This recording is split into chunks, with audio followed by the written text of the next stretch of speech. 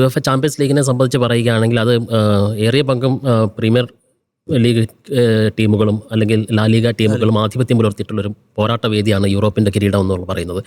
അതിൽ തന്നെ ഇതിനു മുമ്പ് PSG മുമ്പ് റയൽ മാഡ്രിഡാണ് തുടരെ 2 തവണ, അവർ 3 തവണ നേടിയിട്ടുണ്ട്. 16, 17, 18 ആണെന്ന് തോന്നുന്നു.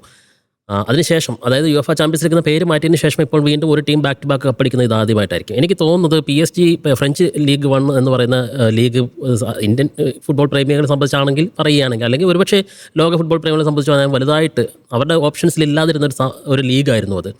അവിടേക്ക് മെസ്സി അടക്കമുള്ളവർ വരുന്നതോടുകൂടിയാണ് ആ ലീഗിന് കുറച്ചുകൂടി വിസിബിലിറ്റി ലഭിക്കുന്നതും കാര്യങ്ങൾ മാറുന്നതും.